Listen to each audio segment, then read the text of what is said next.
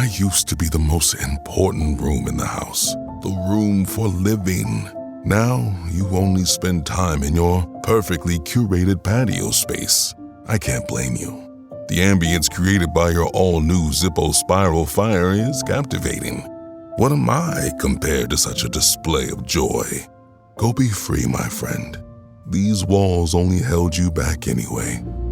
Introducing Zippo Flamescapes. Time to take your living outdoors. At Arizona State University, we're bringing world-class education from our globally acclaimed faculty to you. Earn your degree from the nation's most innovative university. Online. That's a degree better. Learn more at asuonline.asu.edu. Coming up on this episode of Booked on Rock, this is the story of the song Hey Joe. Made famous by Jimi Hendrix, it's a song that binds nearly every strand of 20th century American popular music. We're totally booked. Rock and roll! Well, I think I'll leave you to your reading. Little Hand says it's time to rock and roll. Rock and roller! We are totally booked. Welcome back to Booked on Rock. I'm Eric Senich. This episode's guest is Jason Schneider. He is the author of the brand new book called That Gun in Your Hand, The Strange Saga of Hey Joe and Popular Music's History of Violence. Welcome to the podcast, Jason. Great to be here, Eric. Thanks. Congrats on the book. First off, phenomenal job with the book, but what a fascinating topic. Thanks. Yeah. Well, I mean, it goes back to probably the first time I played my dad's copy of Are You Experienced when I was 10 or 11 years old. And it was one of those moments, you know, I'm sure you've had them in your life too, where you put a record on and you're just mesmerized for 45 minutes just listening to it. That was my experience. With yes, pun intended. Now, were you like me and most people? Did you assume Hey Joe was a Hendrix original when you first heard it? Sure. Yeah. At that age, I didn't know anything about songwriting, but you know, as I got older, started listening to more artists, suddenly I'd see Hey Joe popping up in different places, different artists doing it. And that got me to wondering a bit about its origins. And then I went back to Are You Experienced? I saw the writing credit was by this guy, Billy Roberts, who I knew nothing about. And it turns out there was really no information about him anywhere. So that kind of got me going on trying to unravel this mystery too of who Billy Roberts was. A very interesting backstory to the song. So talk about how this book is divided into two parts. Yeah, well, the first half is really, it goes back to Hey Joe's origins in murder ballads early, well, I guess maybe you could go back to the late 19th century, and then early blues and country recordings from the 20s and 30s. And then how that sort of influenced Billy Roberts into actually writing the song Hey Joe. And then the journey it kind of took from Billy through a whole bunch of different artists doing it before Hendrix. And then the first half of the book ends with Jimmy's version and where he kind of took it. Then the second half is basically discussing different artists who covered the song after Jimmy's death. Quite a few artists have recorded the song, it turns out. Patti Smith's version may be the most interesting beyond Hendrix's version, but that's one we'll get to as well. Although other songs similarly updated themes found in early American blues, folk, and country in the rock and roll era, Hey Joe offered something different. It's a visceral drama. A man describes how he shoots his unfaithful lover to death and intended to get away with it. Why do you think this song has resonated so profoundly with so many people, fans and musicians? I think there's a few reasons. Number one, the song's structure itself is very simple.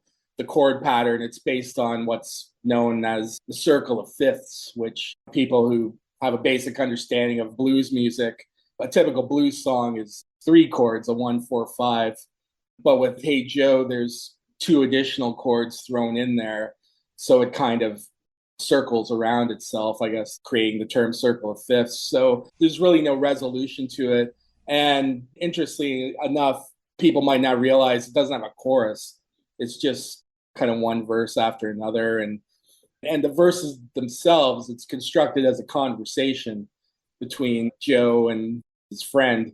It's got that really personal side that I think anyone can relate to. And then to go deeper into the psychology behind it, I think all of us can relate in one way to another to crimes of passion, of being in a situation where we have to pull back before we do anything drastic. And I think that has resonated. I think that's part of the fascination just in general with people with true crime. It's very similar. There's just some fascination that we have with this. How can a man cross that line?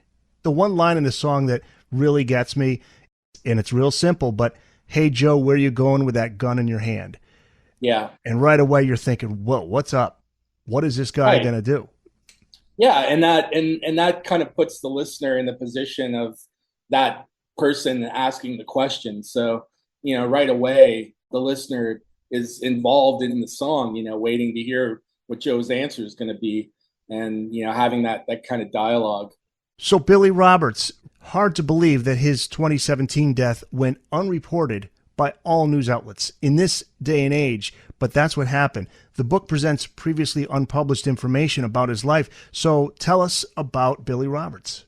Yeah, well, I think his life was kind of mysterious by his own choice. He was born in South Carolina in the late 30s, I believe. So he kind of grew up within that early blues scene in that region of the country.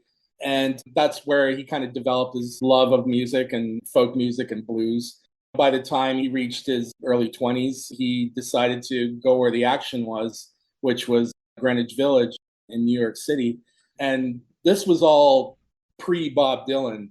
Billy he arrived in New York almost exactly a year before Dylan did. So it was a slightly different scene. It was a scene where the singers, very few of them wrote their own material. Very few of them cared about making records. Most of them just thought it was a hassle. They weren't really concerned about making money in general. They just wanted to play this music and share it with people. So that was kind of the world that Billy stepped into.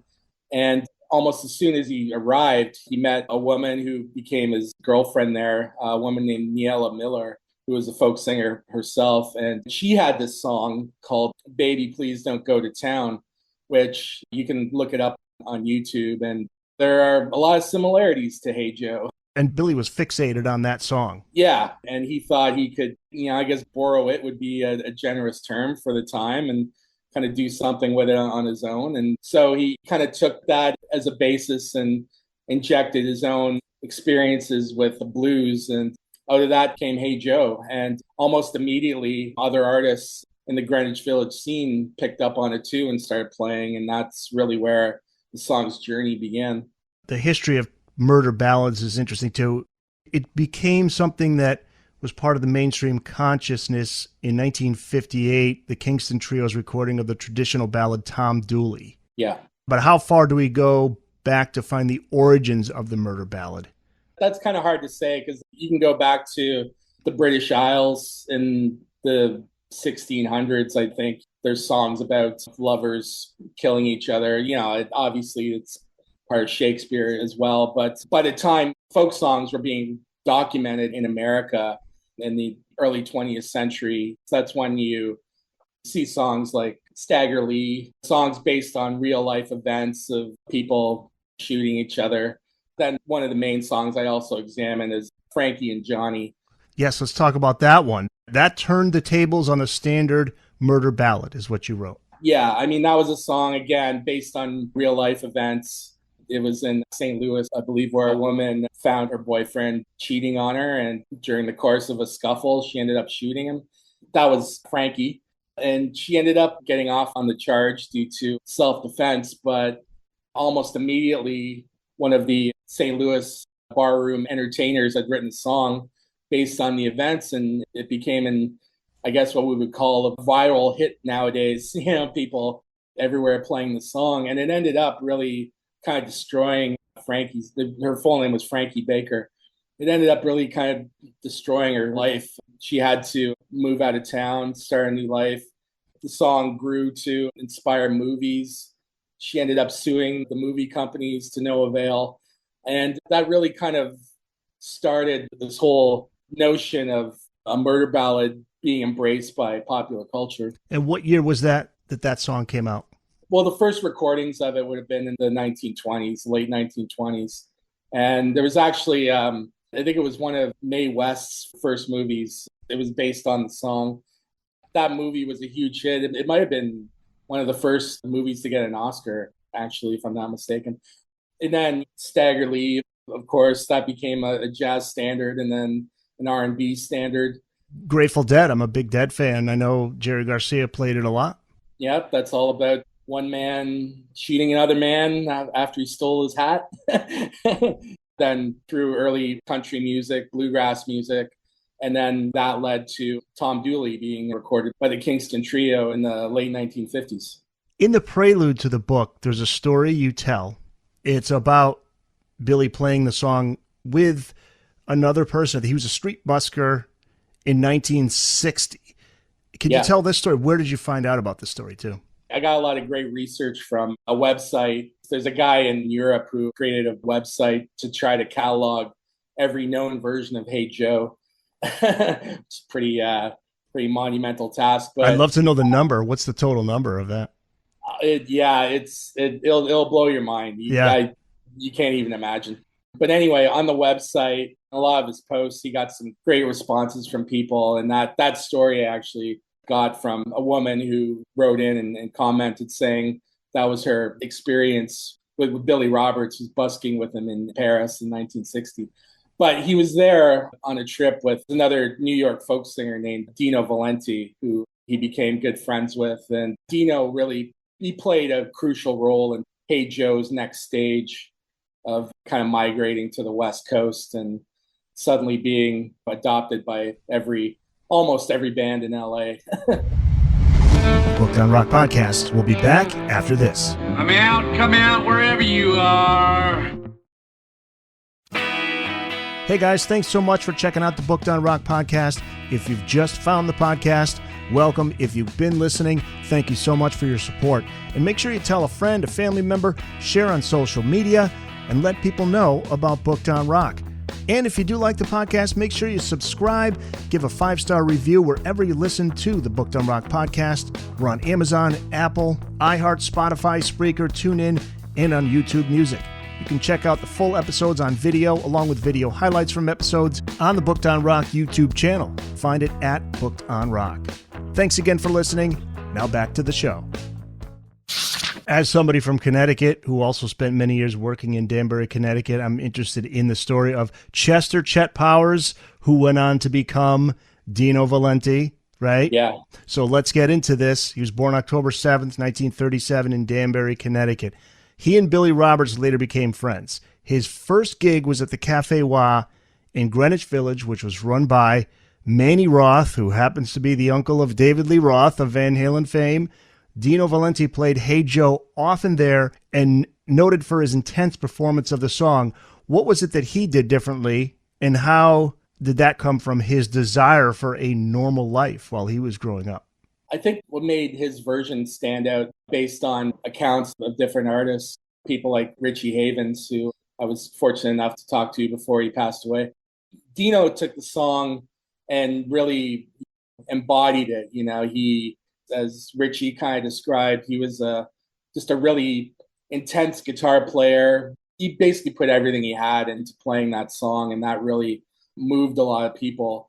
And I think you can see that in Richie Havens' performances, how intense he played too. By watching him, you can kind of get an idea of what Dino Valenti was like, since I haven't come across any footage of him playing or anything like that. That's coming from when he was a kid.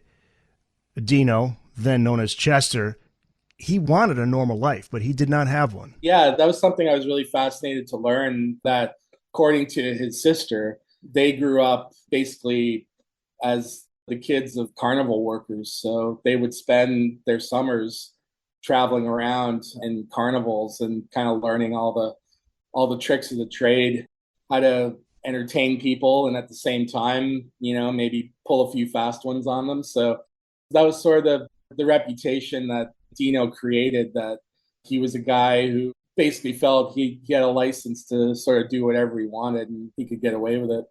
There's an important decision that Billy Roberts makes in 1962 regarding this song, Hey Joe. he goes to the Library of Congress to register copyright for this song. This is huge. Talk about how important of a decision that turned out to be. Do you think that he felt the urgency to do it because other artists are performing it a lot? I couldn't really say definitively what motivated him to do it, but like I said, at that time, folk singers weren't concerned about copywriting if they'd written an original song, they weren't really concerned about copywriting it. That obviously began to change with Bob Dylan, who almost at that exact time in early 1962, Bob had just signed his first record deal with Columbia, and his new manager, Albert Grossman, was encouraging him to start writing his own songs, basically just as a way to make money, to try to get other artists to cover them. At that time, Bob had just signed his first publishing deal, and the rest, of course, is history. So whether Billy knew about that, I'm not sure, but by that time he was based in Washington, D.C., so it wasn't too hard for him just to pop over to the Library of Congress, do a search to see if anyone had registered a copyright. No one had, so he went ahead and did it. Jason Schneider is the author of That Gun in Your Hand, The Strange Saga of Hey Joe and Popular Music's History of Violence. How does Hey Joe find its way to David Crosby? That's another fascinating twist. So Crosby was just starting out his own career as a folk singer and made his way from LA to New York. And when he got there, Dino Valenti was one of the first people he became friends with, and they had very similar personalities. So naturally, David Crosby learned Hey Joe from Dino. And when Crosby went back to LA, he just started raving to everyone he knew about this guy from New York he was friends with, Dino Valenti. He was one of the greatest singers he'd ever heard. So he eventually convinced Dino to come out to LA to make some demos. And at that time, the Byrds were just starting to come together through Roger McGuinn and Gene Clark. Crosby was part of that original trio. And yeah, Crosby, he made the offer to Dino, do you want to join this new band I'm forming? We're going to play folk music with electric instruments. Dino declined for whatever reason, but Crosby still took up the song, Hey Joe, and that became kind of his showpiece in the early Byrds repertoire. And by all accounts, too, it was one of their showstoppers. Most of the early fans loved hearing it. I remember hearing the Leaves version of Hey Joe maybe 15 years ago or so. Once YouTube became a thing, you could listen to anything, and then streaming services. So that was around the first time I heard that. They're the first band to release an electric version of this song, correct? I think a version in general. They were the first band to, yeah. Yeah, now there is a Byrds connection to this version. Who were the Leaves and what was their connection to the Byrds regarding Hey Joe? After the Byrds signed their record deal with Columbia, at that time they were the house band at a club on Sunset Strip called Ciro's. And so after they signed with Columbia, they had to give up the residency. They were going to go on tour. So every band in LA wanted to step in to fill in, and the Leaves got the gig. So to kind of maintain that Byrds audience, they added Hey Joe to their repertoire just to keep the Byrds fans happy. That actually leads us to Jimi Hendrix and why he ends up recording it. The story of how Hey Joe lands on Hendrix's radar. Okay, this is a great story. So he heard the 1966 version by singer-songwriter Tim Rose, but I think he also had heard the Leaves version at some point, but I'm not sure. But the Tim Rose version is the one. Well, right, like that, yeah, that's where the story gets really complicated because... Yes, this is the amazing case of serendipity. Even before that, so we have the West Coast version of Hey Joe, which is popular, but then we've got this guy on the East Coast named Tim Rose, struggling singer-songwriter, and he hears a version of Hey Joe played by another Greenwich Village artist. And it's just crazy how many people were playing that song. Yeah, exactly. So Tim Rose hears the song, and he claimed throughout his life that he'd never heard the song before until he'd heard this other guy, Vince Martin, play it for him. So he said, so where did you get this song? Vince Martin couldn't tell him. So Tim Rose just kind of took it up. He created his own arrangement of it, which was a little bit more slowed down, a little bit more bluesy. And he ended up signing a record deal with Columbia as well and recorded his version of Hey Joe, which didn't really become a hit, but it was just such a special recording that even the record label, like they pulled out all the stops to make it a hit, but they just couldn't make it happen. So anyway, fast forward to the summer of 1966. Jimi Hendrix is playing around Greenwich Village with pickup bands. He's decided to turn his back on being an R&B sideman. He wants to do his own thing.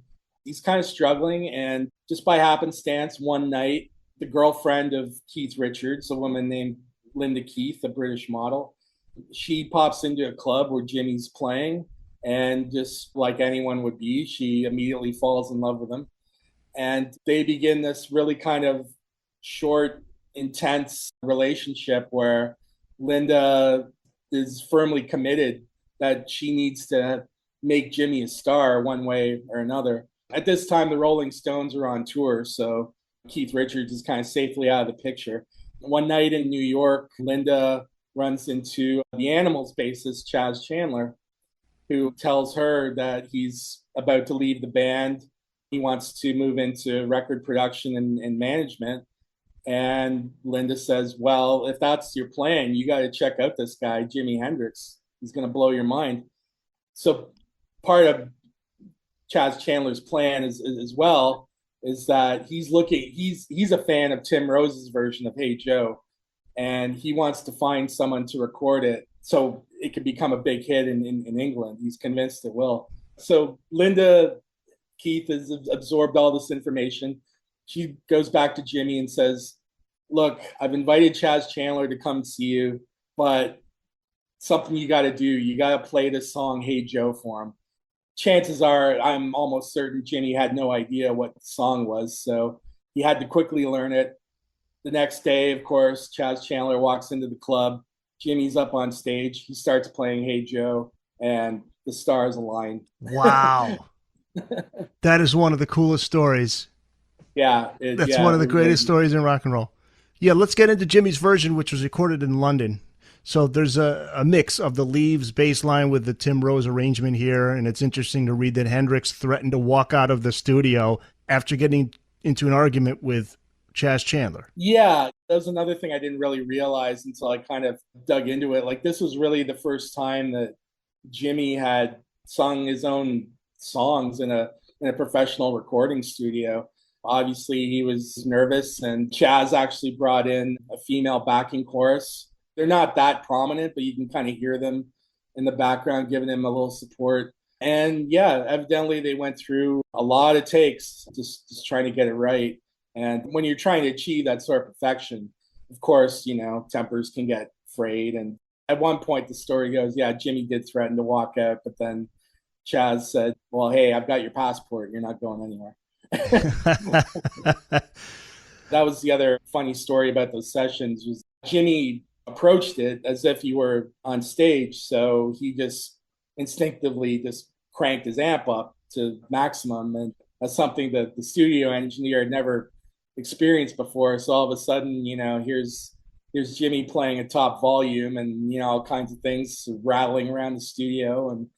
But Jimmy refused to turn down. That was the sound. So they had to kind of eventually work out a compromise. And, people have debates all the time about the origins of hard rock or heavy metal. But I think going back to that time, 1966, when Jimmy and, bands like The Who were just first starting to make records, they wanted volume. And that's, of course, Cream, Eric Clapton, the birth of the Marshall amplifier. I think all of that just, if you want to trace the origins of heavy metal back to anything, I think that's where I would go. And Jimmy's version went to number 12 on the British R&B chart, top 40 on the pop side. It's gone on to become the definitive version. The impression that it made, it was quick. It was within weeks of the single coming out. And many bands and artists started to jump on the song as well because they heard Jimmy's version. Yeah, well, especially in England and Europe, nobody knew the song the way they kind of did in America. So all these artists immediately, they not only connected Hey Joe to Jimmy, but this was him giving his first impression as an artist. You couldn't really separate Jimmy from Hey Joe for at least that initial period when he was in England. They released further singles, Purple Haze, of course, Wind Cries Mary, but Hey Joe became synonymous with him. And so anyone who wanted to imitate him, that was the place where they always started. So, you had bands like The Creation. I think they were the first British band to do it. And then not long after that, Deep Purple recorded a version for their debut album, which was a lot different, but still retained a lot of that Hendrix mystique about it. Hendrix just had a way, like he did with All Along the Watchtower. It's the same thing. He just had a way of taking songs by other artists and making it his own. The Booked on Rock podcast will be back after this. See you in the future. Find the Booked on Rock website at bookedonrock.com. There you can find all the back episodes of the show, the latest episode in video and audio, links to all of the platforms where you can listen to the podcast, plus all the social media platforms. We're on Blue Sky, Facebook, Instagram, TikTok, and X.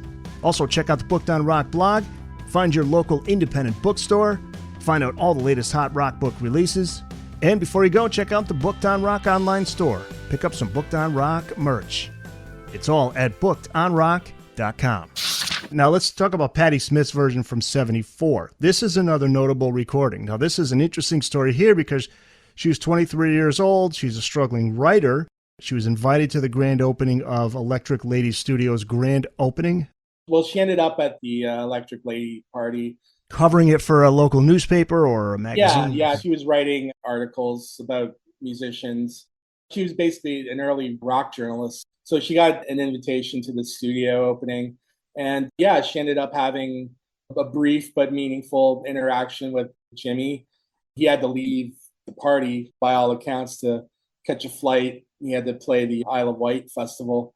But yeah, Patti making that personal connection with Jimi, that stayed with her. I'm sure it's still probably one of the most important moments of her life. So fast forward a few years when she begins making music herself. Early on, she's kind of in this sort of struggle of finding a way to turn her poetry into songs, which didn't really happen at first. So she had to use other people's material to kind of convey what she was feeling. So when it came time to make her first single, she chose to do Hey Joe, well, for very specific reasons, if you want. Yes, the Patty Hearst thing. So yeah, she includes the monologue about fugitive heiress Patty Hearst and her kidnapping in participation with the Symbionese Liberation Army. So what was it that led her to include this in her version? In that year, 1974, the Patty Hearst story was really kind of gripping the nation. It was on the news every night, people just having trouble believing that this young woman from great privilege was suddenly, people assumed she was brainwashed into joining this revolutionary, they might be called a terrorist organization nowadays, and committing these crimes. Of course, this was something that Patti Smith couldn't ignore either. And along with kind of sharing the same name, Patti Smith felt a connection to Patty Hearst in terms of feeling the pressure of patriarchal society coming down on her, and to tie that in with Hey Joe, of someone taking it upon themselves to do something through the use of a firearm. I guess, that's where it kind of happened. But yeah, Patti Smith's version, it's one of a kind, just because by the end of it, she's sort of speaking through Patricia Hearst's voice as, I'm tired of being oppressed. I'm tired of what society is doing to women. It's a version that really kind of turns the song's original story on its head. And that sets the tone, I think, for future versions where artists could really express their own societal frustrations through the song. As for Billy Roberts, how did his life change after the song's popularity in terms of his financial status, in terms of his artistic pursuits? It's a really interesting question because by that time, the late 60s, he was based in San Francisco. Interesting fact, for a time he lived in a rooming house owned by Huey Lewis's mother. Get out. And and Huey, he made an Instagram post I found at one point that he said that he picked up harmonica from Billy Roberts. Get out. Yeah, because Huey's from San Fran. Yeah, but anyway, so Billy he was around the late 60s San Francisco scene, playing in various blues bands and stuff. But no, he kind of kept up his whole troubadour philosophy of just going out and playing music without really any concern for making money off of it. He did end up making a record in the mid 70s. I think it's called Thoughts on California. It's kind of hard to find. It's nothing really spectacular, but the odd thing is he never recorded Hey Joe himself. Never recorded. Isn't that crazy? Yeah, there are home recordings of him doing it on YouTube, but he never officially recorded it as a single or put it on an album or anything. I think he was happy just to get the royalties from Jimmy's version. Well, yeah, he had to have put a few bucks in his pocket, but according to the book, that lasted only so long. Yeah, that goes back to his relationship with Dino Valenti in the mid 60s, where it got really complicated because Dino had some serious legal problems. He actually went to jail for a period for drug possession. And in order to pay his legal fees to get out of jail, he ended up making a deal with an LA publisher saying that he had written Hey Joe, which wasn't the case. And when Billy found out about it, he showed his Library of Congress registration, and through legal wrangling, Billy ended up getting the copyright. But anyways, it was something that he just sort of helped him maintain the life he wanted throughout the 70s. I saw stories that he would play on cruise liners. He'd record radio jingles for people. And, whenever the mood struck him, he would still go out there and busk on the street. More so just because I think that was just who he was. Yeah, definitely, for sure. And sadly, I can't remember what year it was, sometime in the early 80s, he was involved in a pretty serious car wreck that left him with permanent head injuries. And he was lucky to live through that. He was lucky to live through that. And that was really kind of the end of the story for him. He lived many years after that, but he could never really play music again, unfortunately. And yeah, he just sort of fell off the map after that. This book gives him the recognition he deserves, though. He really should be recognized more. Well, thank you. Yeah, I mean, that was definitely one of my intentions. And the power of Hey Joe lives on. I added a little story right at the very end where a couple years ago, a city in Poland, they decided to try to set a Guinness Book of World Records for the number of guitar players playing Hey Joe together at the same time. I can't remember the number. It was in the hundreds, but Steve Vai was there to kind of conduct them. The forward in the book, by the way, Lenny Kaye, speaking of Patti Smith, right? The guitarist from the Patti Smith group. So you were able to get him to do the forward. Yeah, I was very fortunate that he agreed to do that. And to me, it was the perfect choice given, not only he played on Patti's version, but as kind of the garage rock guru, he knows every version of Hey Joe that exists. So to get his seal of approval, that meant the world to me. That Gun on Your Hand, The Strange Saga of Hey Joe and Popular Music's History of Violence. It's out now, and it goes much deeper than what we've discussed here. We've just basically scratched the surface. There's so much in this book that you're going to want to read about the history of not just Hey Joe, the song, but murder ballads in general.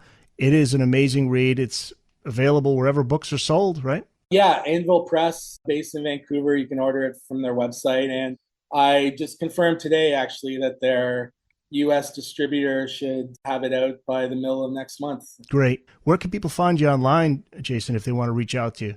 JasonSchneidermedia.com. I'm always happy to meet new people and answer questions. Great, man. It was great meeting you. And again, congrats on this book. It's a fascinating book, a must-read for fans of music history. Excellent. I really enjoyed it, Eric. Thank you.